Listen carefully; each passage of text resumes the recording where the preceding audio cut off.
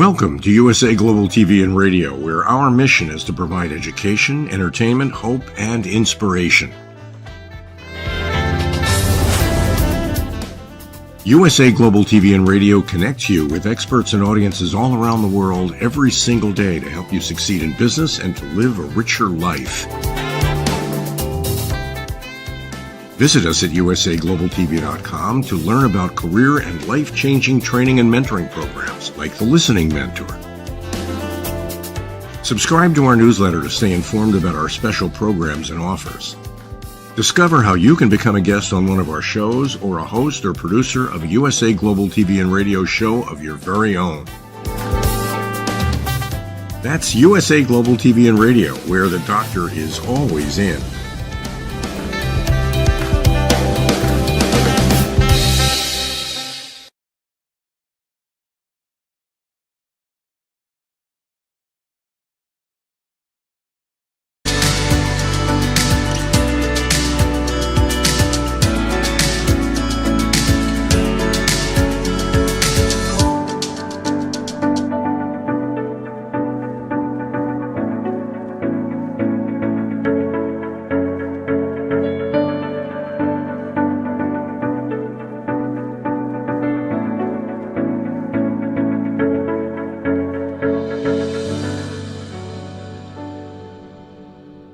Hello, beautiful soul family, and welcome to Weekly Wisdom and Insights, your home for spiritually guided transformation and empowerment. I am your host, Dearjames, and together with the unseen, Spirit, Source, and Symphony, we look at the current energies, the intuitive wisdom and guidance, and we go as guided.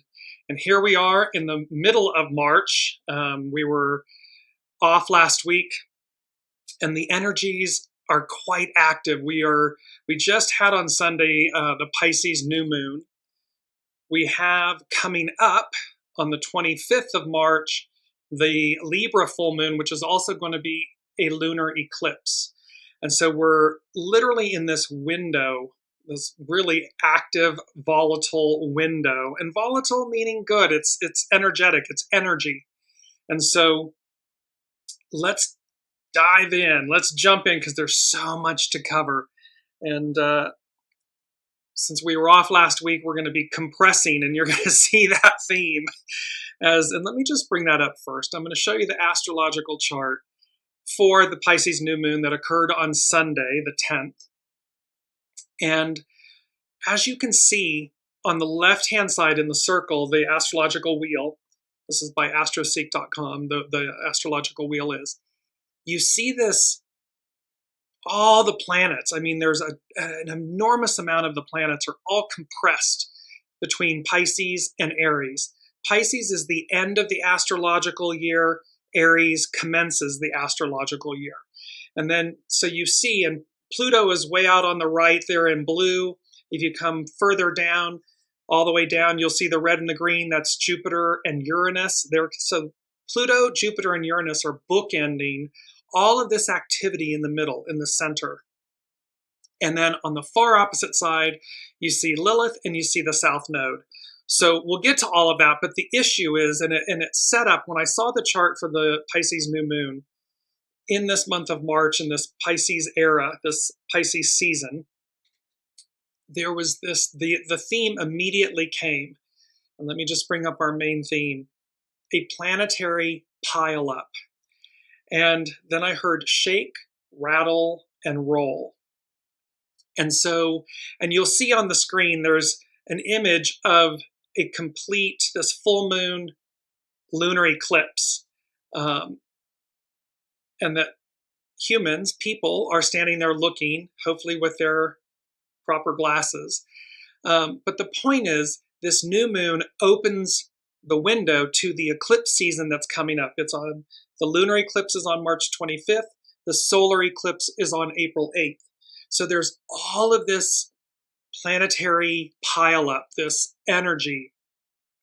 And a pileup is an accumulation, an increase in quantity or cause something to increase in quantity. A group of people or things which have piled up on one another. So that's pileup, this planetary pileup, an accumulation. And then we have shake, rattle, and roll. And when I heard that, the shake, I heard like what I felt was seismic events, shake, seismic events, rattle, higher consciousness. It's going to be like shaking the roots, shaking the tree, this higher consciousness. And then the roll was about go with the flow. And so with our main theme of a planetary pileup, shake, rattle, and roll. And there's a lot you'll see with the Sabian symbols and that correspond to the astrology of the Pisces new moon. And I said to the unseen, what's the moral of the story? What is the actual message here? And it came, the main points is truth and action. This, and we'll see about truth and action, transparency, purity. And then they also said it's the future versus the past, success versus failure, new versus old, what we are releasing versus what we gain. And so that's the moral. The moral of the story is truth and action, future versus past, success versus failure, new versus old, what we're releasing versus what we're gaining. And so keep that in mind. Keep these morals of the story, of the energies this week in mind as we go through all this. And welcome, Olivia, as you're joining. Put a shout out in the comments, say hello, and remember to put your comments in. We'll incorporate them throughout the broadcast. And the first thing that the unseen said as we dive into all of this, and we're going to talk about Pisces season and the eclipse season, and an aspect with Saturn and Ceres. But the first thing they said is actions speak louder than words, exclamation point. And here we have this overall moral of the story, truth and action. And let me just bring up we had this 2 weeks ago, but it's so appropriate for this week. And it's a verse from 1 John 3:18, and it says, "Dear children, let us not love with words or speech, but with actions and in truth." So there's this whole thing about it's not about lip service. It's not about passive aggressive. It's not about passive do nothing. It's about truth and action. And to be truthful means to be authentic. We've got to be authentic. It's not an alternate reality. It's not alternate facts. It's truth and action. And so, and remember, the truth speaks for itself. So here the unseen is saying, actions speak louder than words. And then they said, begin, pursue, act, renew. And so and what does that mean? In our individual lives, it's about taking stock. It's about taking responsibility. It's about being honest and truthful with ourselves and with others. And then taking each necessary step to effectuate the joy, the outcome, the world we wish to be, to live in, to see. Truth and action. Because of this planetary pileup. So it's, again, I'm going to bring this up really quickly. I'm going to keep bringing it up. But it's just to see all of these planets compressing. And of course, the fast moving ones, the moon has already moved on. It's in Taurus. As of yesterday or today, Mercury is already in Aries, but you'll see that Venus just came in. So there's this planetary pileup, and Mars is going to follow right behind it because they're the interpersonal planets. So they move faster than the outer planets. But the point is that there's this pileup, there's this kind of convergence taking place. And let me just show you with the astrological influences. So on Sunday, we had the new moon, Pisces new moon at 20 degrees Pisces. Monday, Venus enters Pisces. And you're going to see this is where Venus is exalted, meaning she's in her home. She's in her home. It's like, and we'll come into that. On the 17th coming up, this coming Sunday, is the Sun, Neptune, CAZIMI. And again, where you get bathed and cleansed. Neptune will get bathed and cleansed, and we'll see this in a second. And then again on the 25th coming up, we've got the full moon lunar eclipse at 5 degrees Libra. Harmony, balance, justice, relationships, and so forth. And then way out, we still have, on April 20th, we have that Jupiter conjunct Uranus moment, which is really great. So let's jump in then and look at, I'm going to bring up and share my screen with you all, and we're going to take a look at astrologer Chani Nicholas's, it's called The Weekly, issue number 8. And she is talking about, here we come up. And she says, Pisces season reflects a time when our defenses are weakened, when we are rendered more vulnerable, overextended, and hopefully a little more compassionate. Because Pisces melts away, it softens us. It's the gooey inside of us. And this is why she's saying we're weakened, our defenses are weakened because we become more vulnerable, meaning our soul self, more of ourself, compassionate. Pisces is the last sign of the zodiac. It is the end point before the wheel begins again. It is a cocktail of all that came before it and a kind of cosmic melting pot, because again, it completes the astrological year. On March 17th, one of the more important transits of this season will occur. The Sun and Neptune will meet up in the final degrees of this water sign to form what is called a CAZIMI, being in the heart of the Sun, in the heart of. Neptune is a planet of delusions, fantasies, ideals, divinity, intoxication, escapism, reverie, and bewilderment. Pisces is known for its boundarylessness, mysticism, and penchant for shape-shifting, evaporating, converging, feeling, crying, and waxing poetic. It wants to become one with something greater than itself and often attempts to do so by merging with everything around it. Wounds, worries, wonder, and all. You could say that Neptune and Pisces are a perfect match or an overindulgent one. So there's going to be a need here to remember that in our feelings, it's wonderful. We absolutely want to be in our feelings, to let our guard down, to truly be our authentic selves. At the same time, be mindful of overindulgence, of not taking things to an extreme, all in moderation.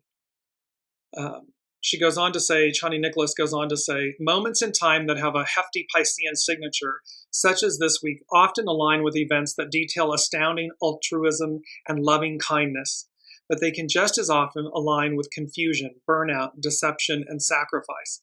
It's like, which wolf are we feeding? That's the moral of this.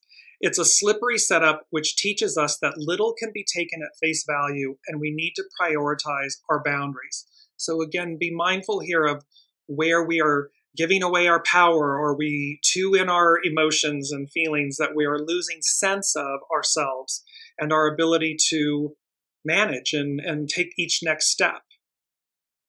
She says, a saving grace, Venus in Pisces. So Venus enters Pisces. On March 11th, 6 days before the Neptune CAZIMI, Venus will join the Sun, Saturn, and Neptune in Pisces. Because Venus governs beauty, art, culture, curation, love, relationships, and pleasure, and because Pisces is the sign of its exaltation, all things it represents are meant to be in superior prominence now. Venus in Pisces signals a time when love flows on tap. What an awesome, awesome, awesome thing. Think about love flows on tap. Oh, what the world needs now. Love, sweet love. I mean, it's that type of moment that is needed. This could sound like an incredibly insensitive prediction to give to a world that is ravaged by war, famine, genocide, and violence. But she also hopes that it can lift our spirits and direct our attention to the sweetness amid the bitter. Venus in Pisces heralds a time when the necessity of beauty, love, and connection, and the healing power of art reigns supreme. So this is a supreme moment.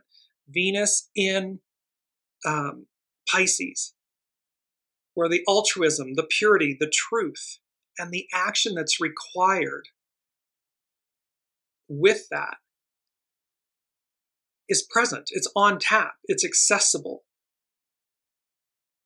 And let me just go into the second thing that the unseen said, because with this, so Venus, Pisces, this love on tap and everything, and they said it's the song Bill Withers. It's the song "Ain't No Sunshine When She's Gone."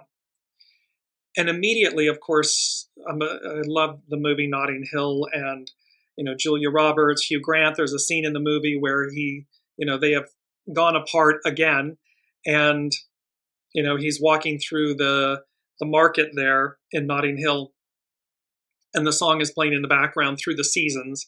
Ain't no sunshine when she's gone. The other thing that came with that is divine feminine, and then this image of Demeter and Persephone, and how when Hades captured Persephone, the daughter of Demeter, and took her to the underworld, that she was so filled with pain, and she was morose, that it's why we have quote unquote fall and winter, because she stopped overseeing fertility and abundance and all of this. And so there was this message of, so Venus representing love and beauty and altruism and goodness and everything, ain't no sunshine when she's gone. And that there's no sunshine, and the divine feminine, representing the divine feminine, it does not mean solely the feminine, meaning women. It means the divine feminine aspect in all of us. When the divine feminine is absent in us, is degraded, diminished, ain't no sunshine when she's gone. And so for all the men listening, for all the women listening, it's the divine feminine aspect. And because what the unseen was saying is that it represents hope, goodness, purity, love, fertility, abundance. And what the world needs most at this moment is the return of this divine feminine aspect within all of us, within the whole of the whole. So let's move forward to, where I'm going to share my screen again, and we're going to go to Pam Youngin's North Point Journal, another wonderful astrologer. And she is speaking to, in this beautiful image, it's by Conger Design from Pixabay on Pam Youngin's North Point Journal for this week. And she says, eclipse season. With the Pisces new moon behind us and a lunar eclipse full moon less than 2 weeks away, we are now at the entrance to eclipse season. During this 6-week portal, events and changes occur that bring our lives into stronger alignment with our soul's path and greater destiny. See, eclipses eclipse things out of our lives. They bring, so that we empty the vessel, we bring in the new. What we are releasing versus what we gain. And so, and this alignment with our true path and purpose, our destiny. And this truth and action, it's the way we get there. It's through truth and action. It's not through the shadow elements. It's not through lies and manipulations and delays and procrastinations. And, if we want, when we want the life we want, we must earnestly seek it. We must earnestly, truthfully, earnestly act. And that's the way this all comes about. This is the way it merges. She goes on to talk about Saturn and Ceres, Saturn the great teacher. Saturn in Pisces is exactly sextile the dwarf planet Ceres in Capricorn this week. This very favorable influence is of special benefit during these times of uncertainty. It's influence and uncertainty because we're ending and beginning. We are switching over both the astrological year and the great epic, from Piscean to Aquarian, and then the astrological year. Its influence has been with us for at least a week, and will be strong throughout the coming week. Saturn is a responsible, realistic planet, while Ceres is named after the Earth Mother goddess and represents our capacity for nurturing and self-worth. When these two work together, there is a nice blending of archetypal, paternal, and maternal influences. See, divine masculine, divine feminine working together. This balance, harmony. So think again, we're coming up here with this Libra full moon. Balance, harmony, justice. We are able to attend to both the need to be self-sufficient and the need to have a support system. While the Saturn-Ceres sextile is in effect, we have the opportunity to establish a more stable emotional foundation for ourselves. This is going to be important. Emotional stability, emotional intelligence. It means we're invoking our soul source connection to navigate chaos, the storm, the transition. This influence also enables us to manage sensitive issues with more objectivity.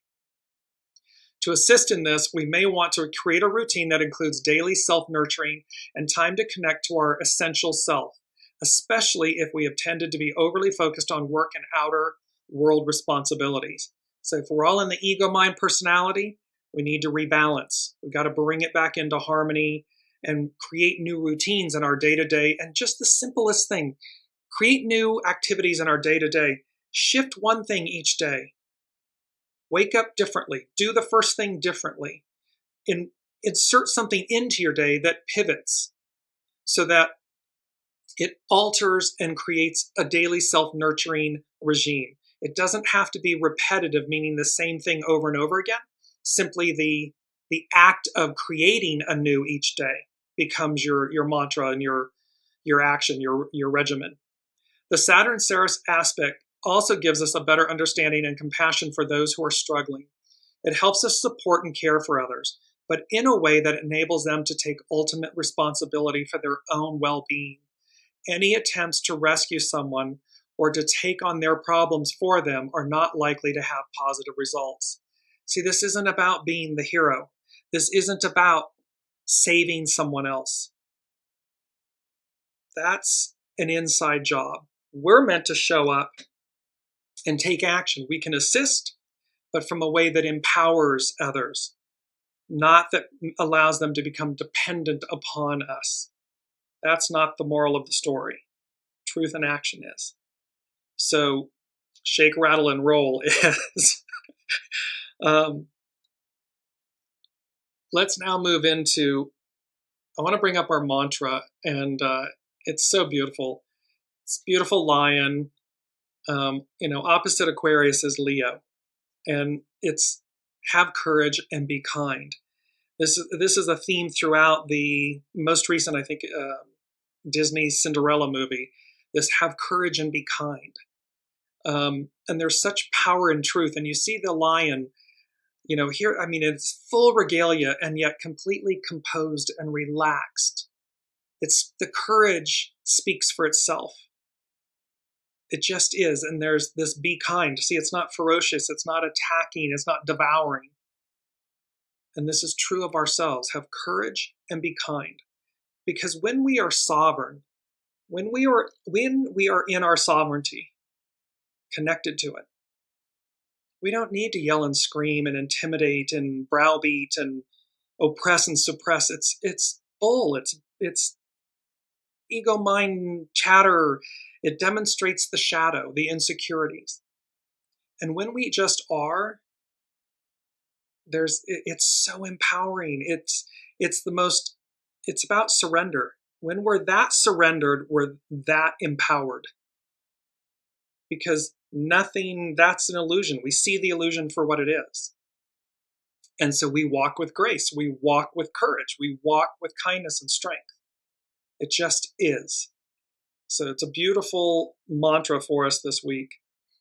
As we move, let's move into, put my specs back on, and we're going to move into the SABIAN symbols. Sorry, I had a little mental glitch there. And let me just bring this up really quickly. Sorry. On the astrological influence, you see that the message is about reinvention. And reinvention is the act of producing something new based on something that already exists, or the new thing that is produced.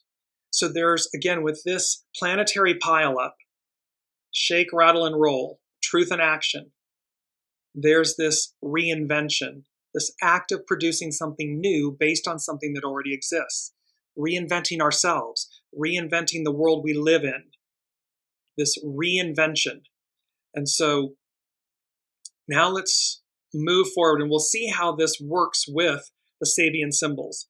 Because the first symbol up, and you'd want to talk about a powerful symbol for reinvention, So on the astrological wheel, just show that really quickly, it's Pluto sitting up there at 1 degree Aquarius. The Sabian symbol is 2 degrees Aquarius. And so it says an unexpected thunderstorm. This is for the Pisces new moon. So an unexpected thunderstorm.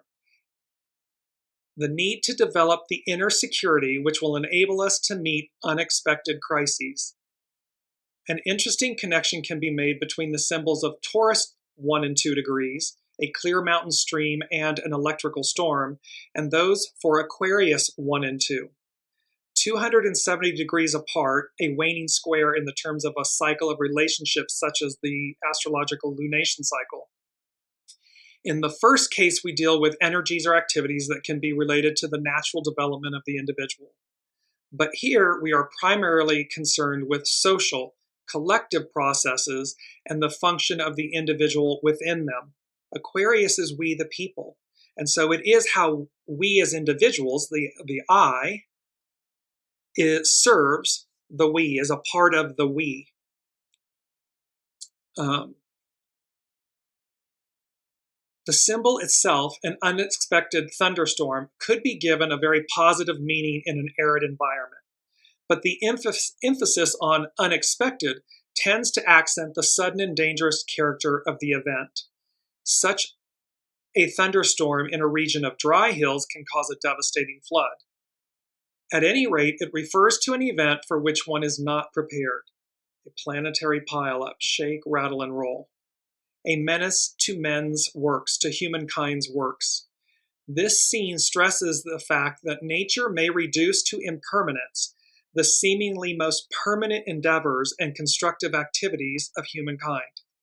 Under a downpour of rain, adobe brick can return to mud. All human institutions and their achievements can be washed away, even in their day of great glory. Dust you were, dust you must become. This is nature's challenge. So to every individual, company, business owner, government, institution, the message here is about nature, unexpected events, impermanence. And remember, to go roll, to go with the flow. Be proactive. Do not be set in your ways. Take stock. Look, because this is about reinvention. This is not about recreating the wheel. This is about dismantling it so that there's reinvention, there's renewal that's based on something that came before. But it's all about the new. It is not about maintaining the old. Old institutions, old structures, old foundations, old ways of thought. That's all over. The Piscean era is complete. It's over. It is the Aquarian age. This time for, because number 4, it's foundational. And they said, the unseen said, there's a mission, ... and we're on it.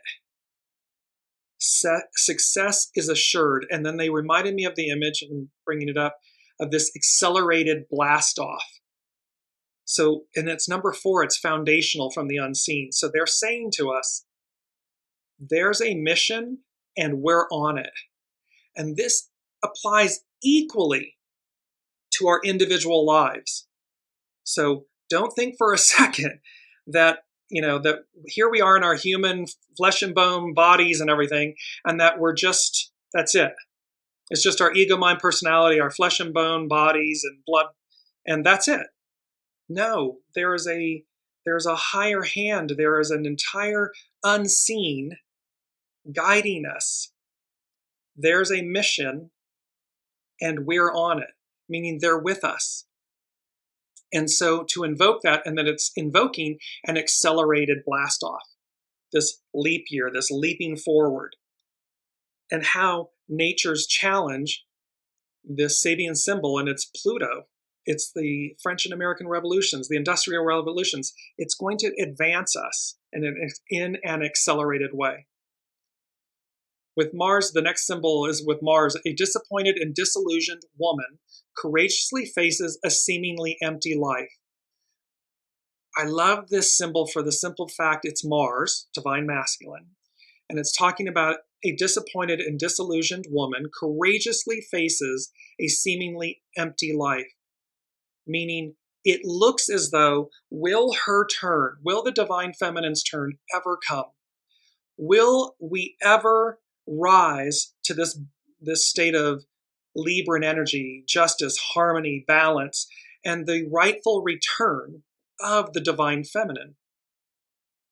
The keynote for this is the capacity to meet emotionally upsetting experiences in human relationships with strength of character and personal integrity. So here again, that lion, have courage and be kind. Strength of character and personal integrity, truth and action. None of these messages are speaking to deception, illusion, nefarious actions. They're speaking about purity and truth, divinity. And this symbol urges us to develop resilience under adversity, because it will triumph. It meaning the divine feminine, the return. The woman courageously facing this disillusion and disappointment. It's resilience under adversity because she does triumph. We do triumph. The Aquarian age does arrive.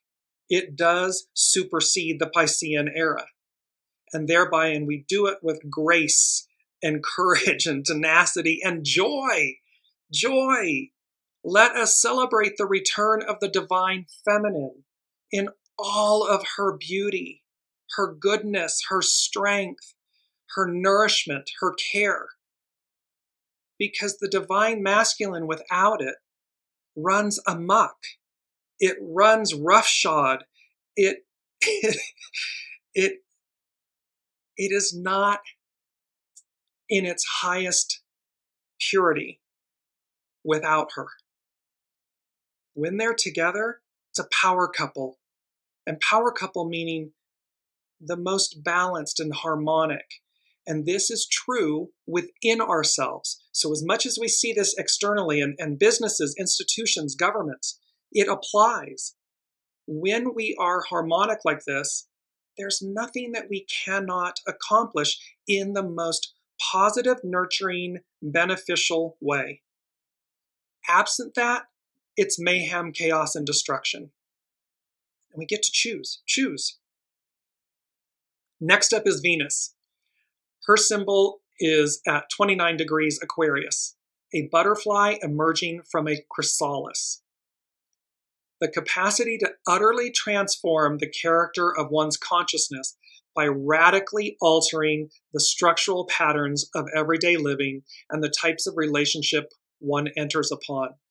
See, this is about transformation, metamorphosis. And it's also about, I love this piece, and by radically altering the structural patterns of everyday living and the types of relationships one enters upon. It's recognizing our patterns. It's recognizing why we do things, the shadow aspects, and then correcting them. This is the second time within a very short span of the cycle that the butterfly symbol appears. Here, what is emphasized is the process of metamorphosis itself. It is the fourth symbol of a fivefold sequence, and it stresses the essential character of the activity required at this stage of the cycle. Nothing short of a complete renewal of all the implications of being alive as a human individual will do. See, we got to shake, rattle, and roll. They're shaking the roots, the trees, the foundations, because nothing less than this, nothing short of complete renewal will do. A radical change is needed. At this stage, this change is individual and mental, and it should be seen against the background of humanity as a whole. What is revealed is the potential ability of every human being to participate in a higher realm of evolution after their emergence from a critical state of transition. So what is revealed is the potential ability of every human being to participate in a higher realm of evolution after their emergence from this critical state of transition. The key word for this symbol is metamorphosis. In spiritual terms, this implies initiation, meaning entering a higher realm of conscious existence and thereby joining a sacred company. This as above, so below connection, this Aquarian age, matriarchal, Aquarian, divine feminine, and how it lifts us into a higher realm of consciousness, of existence. And we get there after a state of transition, reinvention. Next up, let me know in the comments how this is resonating with everyone. It's quite fascinating. I love this week, and it's very powerful. And while we're here, let me before we move on from this, because that was the symbol for Venus, and number 3 from the unseen was On the Wings of Love. It's a beautiful song, and I didn't write it down, so I apologize. I'll put it in the notes who it's by. But I heard On the Wings of Love, and it's number 3, so it's the Trinity. And Venus, and then Venus in Pisces, and that it's exalted. Olivia is saying, resonating with me, and I sure need it. Yeah, same here. It's a beautiful moment. So On the Wings of Love, Venus in Pisces, and of course, exalted, that Venus in Pisces is exalted. And it's at its highest, Venus is an indicator of spirituality and worldly wisdom. So when she's exalted in Pisces, it's an indicator of spirituality and worldly wisdom. And so it's this message of on the wings of love, only the two of us together flying high. You can apply this to a relationship. You can apply this, meaning a love interest. You can apply this, only the two of us together flying high. Also, in addition to, and perhaps more importantly, only the two of us, source, God, soul source, your soul and you, that relationship as well. On the wings of love, only the two of us together flying high. Because that illustrates and demonstrates, it embodies this exalted form, this indicator of spirituality and worldly wisdom, and this next epoch, this next era of the Aquarian age. It is literally, they're showing, it's like, it is as though we will be floating on clouds, on the wings of love, this higher, it's the ideal. The ideal becomes the new reality. We've talked about that a lot. It's the fact that love conquers all. Love is the root of all. And thereby, it's not airy-fairy. It's not BS. It's not, oh, that's not the way the real world works, Dearjames. No, that's the illusion. That's the illusion that we actually believe that it doesn't work that way. It does work that way. We just have to embody it, choose it, be it. Truth and action.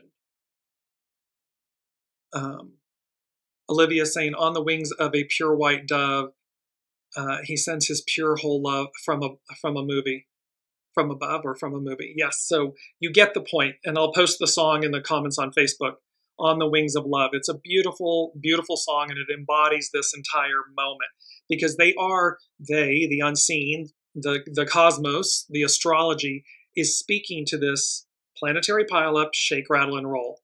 So seismic, shaking the tree, and going with the flow. Here's Saturn.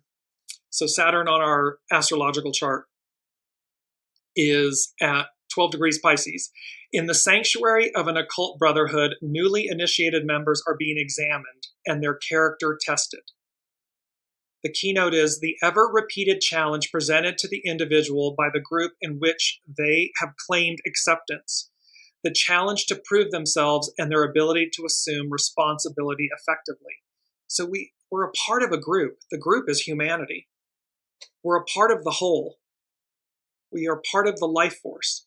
And so here it's saying, at any level of activity, sooner or later, life itself demands of the individual that he or she stand up clearly and unequivocally to the ideal they themselves have declared publicly their own.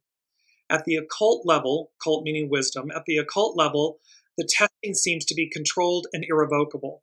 The initiate has become a constituent part of an integrated field of mental, spiritual activity. They are therefore controlled by the structural order of the group. See, we come in, we're born, we're a part of this constituent part of an integrated field. Here we are, 8 billion souls on the planet. They are no longer seeking. Having found their place, they must prove themselves able to fulfill the function associated with it. Soul purpose. Our purpose is greater than ourselves. They are no longer free as an individual, for they have become a part of an integral whole operating under structural principles of immense antiquity. See, this isn't about me, ego, mind, personality stuff. This is about being in service to our soul, that our purpose is greater than ourselves. And thereby, with that in mind, as the custodian, I'm the custodian of my life. I'm the custodian of my relationships, my interactions, my speech, my words, my actions, my thoughts, because it's greater than myself. And how does that then parlay into my destiny, my purpose? But it's not an ego, mind, personality-driven purpose and destiny. It's a soul-driven purpose and destiny. And this is Saturn, the symbol for Saturn, the great teacher. This second symbolic stage of unfoldment stands in contrast to the first in that the individual is now bound by collective laws and traditions. At a mundane political or business level, they are the junior executive incorporated into a hierarchical institution. They must at all times prove their worth. Qualification is the apt keyword. So Saturn is there testing us, teaching us, and testing us. Are you qualified? And remember, God doesn't call the qualified. He, she, they qualify the called.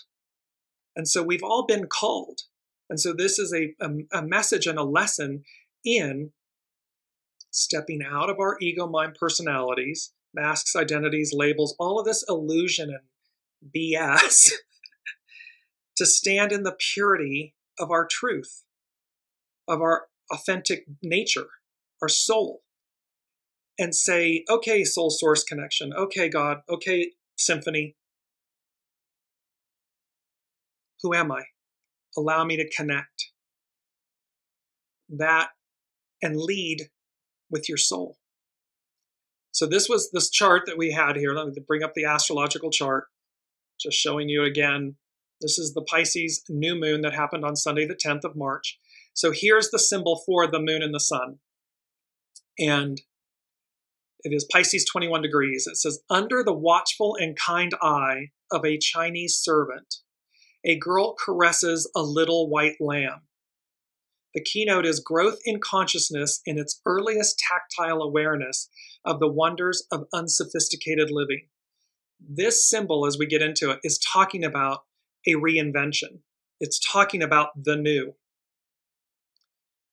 This symbol recalls the one for phase 174 of Virgo 24, Mary and her little lamb. But it occupies a different position in the sequence, and a new factor is added, the Chinese servant. According to the occult tradition, the original Chinese race was an extension of the humanity or root race preceding ours. So again, they are acting as the custodians. They are the ancestors. So according to occult tradition, the original Chinese race was an extension of the humanity or root race preceding ours. Thus, the stress upon the biological factors of family and ancestors, and on the dualism of the yang and yin interplay. The, quote, Chinese servant represents the past as a servant of the new evolution. The white lamb suggests the sign of all beginnings, Aries. And white meaning pure, innocent, new. This new evolution is just about to begin during the late Pisces phase of the year cycle. It is as yet an ideal, a pure, innocent, ideal loveliness. The girl discovers the new feeling of the touch of wool and of animal warmth. The preceding five-fold sequence began with a symbol suggesting the inspiring revelation of new truths or facts, which the creative person is seeking to formulate. It's a knowing, it's truth. Truth speaks for itself. It needs no explanation. It just comes in, it's true. It's apparent, it's self-evident. Now we witness another kind of discovery, a sensuously emotional discovery, perhaps a presentiment of the mother feeling, divine mother. This is it's a presentiment. It's just before it all happens. This symbol brings together past and future, past versus future, success versus failure, new versus old, what we are releasing versus what we will gain. So it brings together the past and the future, an overlapping of levels. The Chinese servant kindly watching the innocent, pure girl, the girl caressing the innocent, pure lamb. There is charm and ingenuousness in the scene. A vision of innocent, pure hope. A hope for a future that can only be felt almost naively or native. There's an innocence and a purity and a hope for the future that's felt, it's known, it's intuited. And that is the beauty of this new moon, this Pisces new moon that arcs out. These energies arc out for another 6 months. Moving forward, here's the Neptune CAZIMI that comes up on this coming Sunday on the 17th, where it's literally Neptune is in the heart of the sun. And it's Pisces 28, and it says, a fertile garden under the full moon reveals a variety of full-grown vegetables. The keynote is the full satisfaction of the individual's basic needs. The full satisfaction of the individual's basic needs. This symbol would seem a duplication of the preceding one, but if it is related to the first of this series, its meaning becomes clear. What is stressed now is not the full moon itself or its light, but the moon's power to call forth the instinctive urge for growth. Many things respond in many different ways. The symbol refers to a typical garden, not to a field.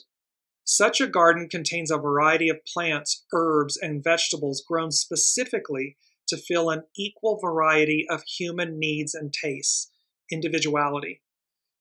However, it's the light of the moon, it's the pull of the moon that is stressed because it's calling us forth, it's instinctual. In this sense, this third symbol combines the meanings of the first two. It is a symbol of abundance, an abundance fitted to individualized requirements and wants. So here again, when they're talking about ain't no sunshine when she's gone, the divine feminine, Demeter, Persephone, that it's about hope, goodness, purity, love, fertility, abundance.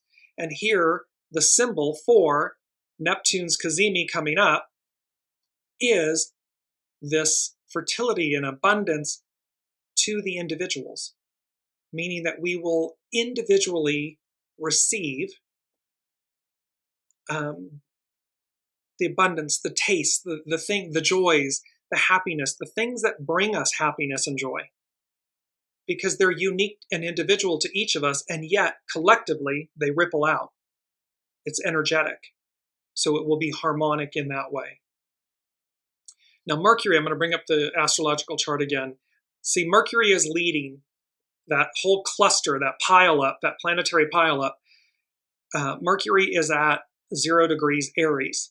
It literally, 0 degrees Aries begins the astrological year. And here's Mercury, the messenger, at the forefront, leading the way. And this is a very powerful Sabian symbol. A woman just risen from the sea. A seal is embracing her. The keynote is emergence of new forms and of the potentiality of consciousness. So new forms, reinvention, something based on the old, women, a woman, divine feminine, the sea of life, the soma, the wholeness of all. This is the first of the 360 phases of a universal and multi-level cyclic process, which aims at the actualization of a particular set of potentialities. All of the Sabian symbols by Dane Rudhyar, this is from Dane Rudhyar, An Astrological Mandala. All of these symbols, there's one Sabian symbol to each degree of the astrological wheel, 360 of them. And so it's a cyclic process, and it's a set of potentialities. These potentialities in the Sabian symbols refer to the development of humankind's individualized consciousness, the consciousness of being an individual person with a place and a function, a destiny, and in the planetary organism of the Earth, and in particular, and in a particular type of human society and culture. So these symbols tell stories. That's why they're so fascinating and hopefully empowering for all of you, because at each given moment, we can look at a horary chart, an event chart, and see where the astrological symbols are and apply the Sabian symbols, and those Sabian symbols tell us a story, like they are right now. To be individually conscious means to emerge out of the sea of generic and collective consciousness, which to the emerged mind appears to be unconsciousness. So from out of chaos, the immortal waters, into earth, a incarnate existence. Pardon me. Such an emergence is the primary event. It is the result of some basic action, a leaving behind and emerging from a womb or matrix, here symbolized by the sea. Such an action is not to be considered, pardon me, is not to be considered a powerful positive statement of individual being. In the beginning is the act, but it is often an imperceptible, insecure act. The small, tender germ out of the sea does not loudly proclaim its existence. It has to pierce through the crust of the soil still covered with the remains of the past. It is all potentiality and a minimum of actual presence. The image that came to me about this was when a child is born, yes, they may cry and so forth, but they are not proclaiming their existence, their ego, mind, personalities. It's a very intimate childbirth between the mother and the child and the bevy of nurses and doctors and practitioners. It is a very intimate act, a vulnerable act, and a stressful act. And so it is not something where it's one where everybody is acting as one. They are not acting as individuals. No one is screaming, of their identity in that moment. In the symbol, therefore, the emergent entity is a woman, symbolically speaking, a form of existence still close to the unconscious depths of generic biological nature, filled with the desire to be, rather than self-assertion. The woman is seen embraced by a seal because the seal is a mammal which once had experienced a biological, evolutionary, but relatively unconscious emergence, yet which retraced its steps, reinvention, and returned to the womb of the sea. The seal, therefore, represents a regressive step. It embraces the woman who has emerged because every emergent process at first is susceptible to failure. This process is indeed surrounded by the memory, the ghosts of the past failures during previous cycles. So think about this in our own individual lives. Future versus past, success versus failure, new versus old. How our past, there's this ghosts of past failures during previous cycles that may keep us from advancing because we are susceptible to failure. But in actuality, what's required? Truth and action. Move forward. The impulse upward is held back by regressive fear or insecurity. The issue of the conflict depends on the relative strength of the future ward and the past ward forces. See, have courage and be kind. Advance. Truth and action. Advance. The strength of the future, of the new, of success. The possibility of success and that of failure is implied throughout the entire process of actualization. Every release of potentiality contains this twofold possibility. It inevitably opens two paths. One leads to perfection in consciousness. Perfection meaning truth, purity, connection. The other to disintegration, the return to the undifferentiated state, the state of humus, manure, cosmic dust, death, because we're buying into an illusion, meaning to the symbolic great waters of space, to chaos. This symbol refers to the impulse to be. So the impulse to be, and how it gets that impulse to be, I am. Not ego, mind, personality, I am, but the impulse to be. To be means I am. It's the image, it's our mantra. It's the image of the lion, resting peacefully and yet fully themselves. Every ounce of just, I don't know, like the power that is embodied in this lion. And yet the peace, the courage, the tranquility. That is the impulse to be.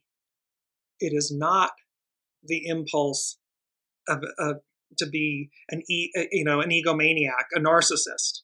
That is not that impulse to be. That's the shadow side of it. So as we're rounding up here, we're going to finish with these last two and then our quote. The last two, they are on the far side of the chart. I'm bringing it up. It's on the far side. It's Lilith and the South Node. With Lilith, a Ouija board, the keynote, the ability to contact deeper recesses of the unconscious psyche and sensitiveness to psychic intimations and omens. So this is connecting to our intuition, to our soul source connection, the unseen. The Ouija board is to be considered here a modern device similar to many ancient instruments used for divination and prophecy. Certain states of threshold consciousness are stimulated by such a use, and what the experience produces may vary greatly in quality and in origin. The release of unconscious material has lost the explosive force pictorialized in the preceding symbol. Yet at this stage, there is still no conscious or willful control over what reaches the ego consciousness. This symbol is at best a stage of transition, which stresses a passive openness to the unknown. The glamour of it may subtly pervert the mind of the aspirant. So the intrigue, the glamour of it. This is where the rubber meets the road. Intuiting for people, being in your soul source connection, a clairvoyant, a psychic, an intuitive, when we engage these divine gifts, tools, it's like the doctor's oath, do no harm. It is with absolute reverence and purity and goodness and truth. They are never to be used in an illicit manner. So there's no glamour. There may be awe and wonder and reverence, but not glamour. The glamour of it may subtly pervert the mind of the aspirant. But in some cases, this can be the first manifestation of inner guidance. The difficulty is to correctly evaluate what or who does the guiding. See, it's about knowing, it's about maintaining purity. It is about, and it being absolute. It is non-negotiable. So that when you know, you have great clarity in knowing that how you utilize your divinity, your divine gifts, how you connect, and the way you use them is with reverence and purity and goodness and do no harm. And thereby, you don't have a shadow aspect prevail. And last but not least, and we had this in a couple shows again, the South Node is holding at that degree. It's 18 degrees Libra, and it's the two men placed under arrest. A breakdown in the constructive relationship between the individual and society, and the expectable result. And at the end of the day, what this symbol speaks to is, and it says, negative as the image may seem, one may see implied in it the power in every individual to assume social risks, to express their convictions or deepest desires. Nevertheless, one thing is needed: facing the consequences. So it says, while there is individuality and a healthy ego-mind personality, however, when utilizing nefarious elements, oppressing, suppressing, lying, diminishing, all of these shadow aspects and elements, you may do so. However, know that you must face the consequences of that, because the actual symbol is two men placed under arrest, because it's a breakdown in the constructive relationship between an individual and society. Society functions properly because there is trust and truth and decency. Absent those things, it's just mayhem and chaos and anarchy. So these symbols, this Pisces new moon, to wrap this all up and put a big bow on it, these symbols are speaking to us about, and it's number 5 from the unseen, the age of Aquarius and the Tropic of Cancer. And the Tropic of Cancer, this is something very interesting, and this is from Ian Ridpath's, I'll post this. But in the Tropic of Cancer, there are particular stars, and there's a mass of stars. 2 of the stars are known as the asses, meaning the donkeys. And then there's this cluster of stars that's known as the manger. It harks back to, Master Jesus being born in a manger, riding into Jerusalem on a donkey, this kind of biblical narrative.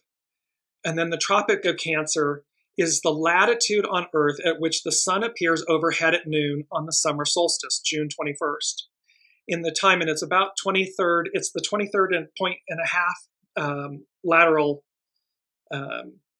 northerly circle of latitude. And it's also known as the Northern Tropic. But the point is, and they're saying, in the time of the ancient Greeks, the sun lay among the stars of Cancer on this date. But the wobble of the Earth on its axis, called precession, has since moved the summer solstice from Cancer through neighboring Gemini into Taurus. And here we are. So the summer solstice on June 21st will be in Taurus. This is where Jupiter and Uranus are, the great benefactor and the higher mind of Mercury, expect the unexpected. So here we have this age of Aquarius and the Tropic of Cancer. And what came with this is eternal spring. What the phrase that came was eternal spring. And so have this image. We're at the 23rd and a half latitude line around the top of the Earth, around the globe. It's the highest lateral latitude on the globe, north. So on the pinpoint of it. Imagine at some previous point in existence, this eternal spring. It's not summer, fall, winter, it's eternal spring, this perfect paradise.